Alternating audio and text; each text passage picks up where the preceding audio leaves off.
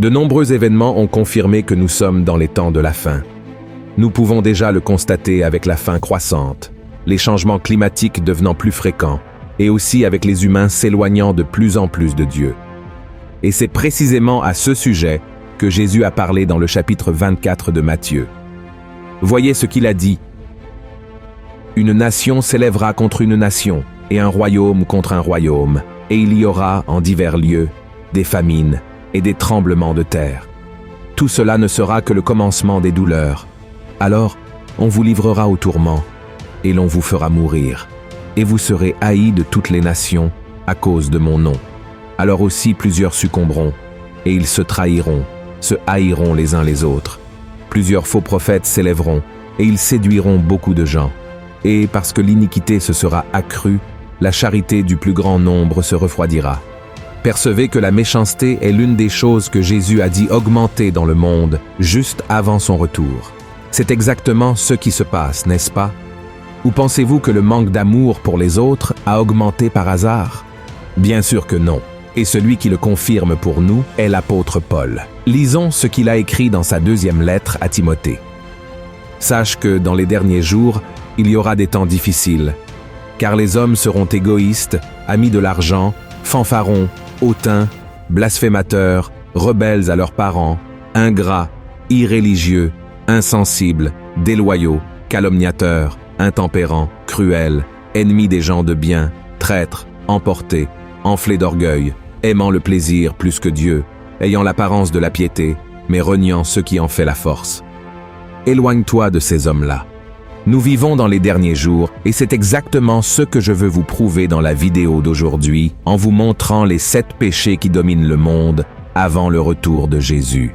Ainsi, vous pouvez être vigilants et ne pas les pratiquer, d'accord? Mais avant de commencer, je vous demande de vous abonner à ma chaîne. Cliquez simplement sur le bouton sous la vidéo, abonnez-vous et une cloche apparaîtra à côté.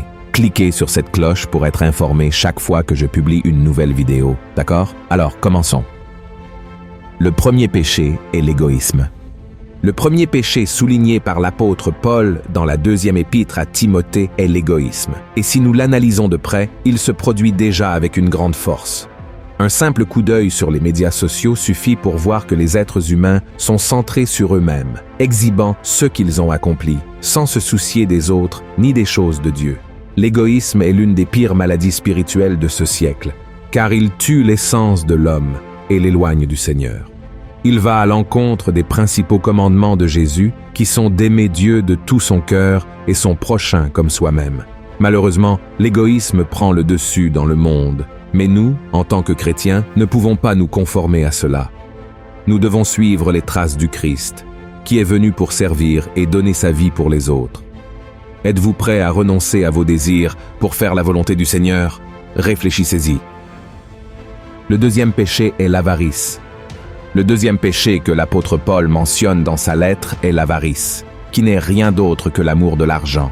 Et à un autre moment, l'apôtre Paul a dit « Car l'amour de l'argent est une racine de tous les maux, et quelques-uns, en étant possédés, se sont égarés loin de la foi, et se sont jetés eux-mêmes dans bien des tourments. » Avez-vous déjà pris le temps de réfléchir à la quantité de crimes commis dans le monde chaque jour à cause de l'argent?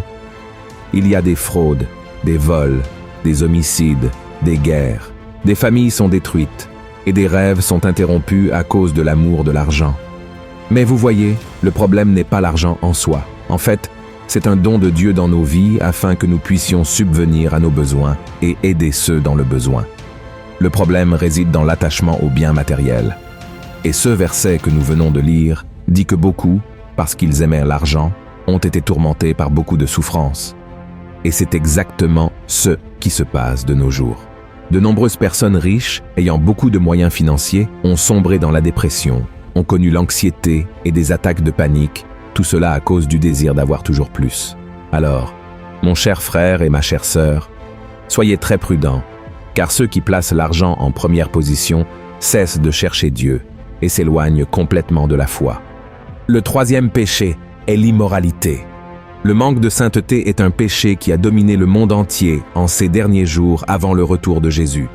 Et nous n'avons même pas besoin d'en parler beaucoup, n'est-ce pas? Juste un regard à la télévision ou sur les réseaux sociaux montrent des scènes pleines de sensualité et de sexualité. Aujourd'hui, il existe des applications qui rémunèrent les gens pour des photos et des vidéos sensuelles. Et dans le désir de gagner plus, hommes et femmes exposent leur corps à des étrangers, sans aucune préoccupation. Sans parler des sites web destinés à ceux qui veulent commettre l'adultère. Et vous savez ce qu'il y a de pire? Tout cela est considéré comme super normal, mais l'immoralité est une offense à Dieu, car le Seigneur est saint. Voyons ce que dit la Bible. Fuyez l'impudicité. Quelque autre péché qu'un homme commette, ce péché est hors du corps. Mais celui qui se livre à l'impudicité pêche contre son propre corps. Ne savez-vous pas que votre corps est le temple du Saint-Esprit qui est en vous, que vous avez reçu de Dieu, et que vous ne vous appartenez point à vous-même, car vous avez été rachetés à un grand prix. Glorifiez donc Dieu dans votre corps et dans votre esprit, qui appartiennent à Dieu. Frères, si nous voulons vivre avec le Christ et régner avec lui pour toujours, nous devons nous repentir de nos péchés et chercher une vie de sainteté. Par conséquent, fuyez l'immoralité et vivez pour la gloire de Dieu. Le 4e péché est le blasphème. C'est le péché le plus grave qu'une personne puisse commettre. Malheureusement, nous le voyons se produire tout le temps, dans les feuilletons, les films, les séries, la musique et aussi sur Internet. Voyez ce que Jésus a dit. C'est pourquoi je vous dis, tout péché et tout blasphème sera pardonné aux hommes, mais le blasphème contre l'Esprit ne sera point pardonné. Quiconque parlera contre le Fils de l'homme, il lui sera pardonné. Mais quiconque parlera contre le Saint-Esprit, il ne lui sera pardonné, ni dans ce siècle, ni dans le siècle à venir.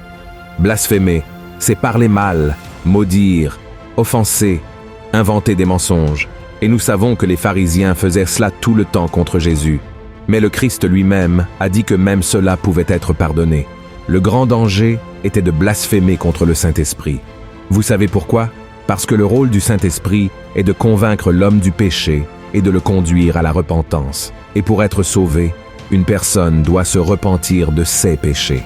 Celui qui blasphème contre le Saint-Esprit ignore le seul qui peut le convaincre d'abandonner le péché et de recevoir le pardon. Et peut-être que vous vous demandez, ai-je déjà blasphémé contre le Saint-Esprit? Mon frère, si vous êtes repentant, alors vous n'avez pas blasphémé contre le Saint-Esprit. Celui qui blasphème contre le Saint-Esprit ne se sent pas mal ou coupable et n'a pas l'intention de changer sa vie. Jésus a clairement indiqué qu'il ne rejette jamais ceux qui viennent à lui. Confessez votre péché et vous recevrez le pardon. Amen. Le 5e péché est la complaisance. Qui n'aime pas être dans sa zone de confort, n'est-ce pas?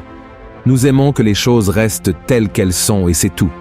Et l'un des principaux signes que nous sommes complaisants est lorsque nous ne prenons pas de décision ou n'assumons pas de responsabilité qui pourrait nous causer quelque inconfort.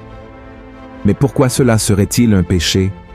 Parce qu'il est impossible pour vous de répondre à l'appel de Dieu et de transmettre sa parole aux gens sans sortir de votre zone de confort. L'apôtre Paul a dit que l'Évangile est la puissance de Dieu pour le salut. En d'autres termes, il est capable de transformer la vie des gens et de restaurer les familles. Mais lorsque vous êtes complaisant, au lieu de ressentir le désir de partager l'amour de Dieu, vous vous contentez simplement d'aller à l'église et de penser que vous avez accompli votre rôle de chrétien.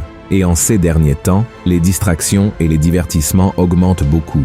Les gens passent des heures, des jours et des semaines à regarder des séries télévisées, à écouter de la musique, à jouer à des jeux vidéo, à traîner avec des amis, sans même réaliser que Jésus pourrait revenir à n'importe quel moment. Par conséquent, la meilleure façon de surmonter le péché de la complaisance est de lutter contre votre chair et de vous unir à des personnes qui marchent avec Dieu. Amen. Voyez ce que dit la Bible. Celui donc qui sait faire ce qui est bien et qui ne le fait pas commet un péché. Le 6e péché est l'arrogance. L'arrogance survient lorsqu'une personne pense être meilleure que les autres et n'a aucun intérêt à écouter d'autres opinions. Parce qu'elle pense toujours avoir raison, sa vanité est plus grande que tout, y compris son amour pour Dieu. Et c'est un autre péché qui a dominé le monde, n'est-ce pas? Prenez un moment et réfléchissez. Combien de personnes connaissez-vous qui se considèrent plus intelligentes, plus rusées, voire plus spirituelles que les autres? Ils ignorent que l'arrogance ne mène qu'à la destruction et à la séparation de Dieu. Car la Bible dit que Dieu s'oppose aux orgueilleux, mais accorde sa grâce aux humbles. Par conséquent, frères et sœurs, nous ne devrions jamais être arrogants, car Jésus est sur le point de revenir, et seuls ceux qui ont l'humilité de reconnaître qu'ils ne sont rien sans sa grâce et sa miséricorde seront sauvés. Car Christ ne sauve que ceux qui se repentent de leurs péchés et croient en lui comme le seul sauveur. Amen. Le 7e péché est l'ingratitude. La Bible dit que l'homme a un cœur trompeur et corrompu par nature, et l'ingratitude en est une conséquence. C'est simplement un manque de reconnaissance envers ceux qui vous ont fait du bien. Soyez honnêtes, combien de fois avez-vous remercié Dieu pour quelque chose aujourd'hui? Et au cours de la dernière semaine, combien de fois avez-vous dit merci au Seigneur? Lorsqu'une personne devient ingrate, ce n'est qu'une question de temps avant qu'elle oublie qui l'a aidé à accomplir tout ce qu'elle a et qui elle estimated. Et de nos jours, malheureusement, nous avons vu beaucoup de gens comme ça. Ils reçoivent des dons et des talents, sont bénis avec la santé, des biens matériels, et ne reconnaissent toujours pas la main de Dieu et ne le remercient pas pour tout ce qu'ils reçoivent. Et c'est exactement ce qui est arrivé à Jésus quand il a guéri 10 lépreux. La Bible dit que seul un membre de ce groupe est revenu le remercier. Et le Christ lui-même a été surpris du manque de gratitude des 9 autres. Rappelons que cet homme qui l'a remercié n'était même pas juif. Il faisait partie d'un peuple considéré comme inférieur. Et savez-vous ce que cela nous enseigne? Que les personnes qui ont été sauvées par Jésus peuvent tomber dans la même erreur de ne pas reconnaître l'amour et la miséricorde de Dieu parce qu'elles s'y sont habituées. Alors mon frère, rappelle-toi chaque jour le grand œuvre que le Seigneur a accompli dans ta vie et remercie-le beaucoup. Amen. Frères et sœurs, ce sont les 7 péchés qui prévalent dans le monde d'aujourd'hui. Bien sûr, il y en a beaucoup d'autres, mais ce que je veux vous dire, c'est que Jésus est sur le point de revenir. Très bientôt, la trompette retentira et le Sauveur du monde viendra détruire l'Antéchrist, le faux prophète et leur chef Satan. Et comment serons-nous devant cela? Chercherons-nous le Seigneur tant qu'il en est encore temps, ou continuerons-nous à vivre comme si Jésus ne reviendrait jamais? Le choix vous appartient. Alors ne laissez aucun de ces 7 péchés dominer votre cœur. Amen. Si vous avez aimé ce message, partagez-le avec vos amis et votre famille et abonnez-vous à ma chaîne. Que Dieu vous bénisse.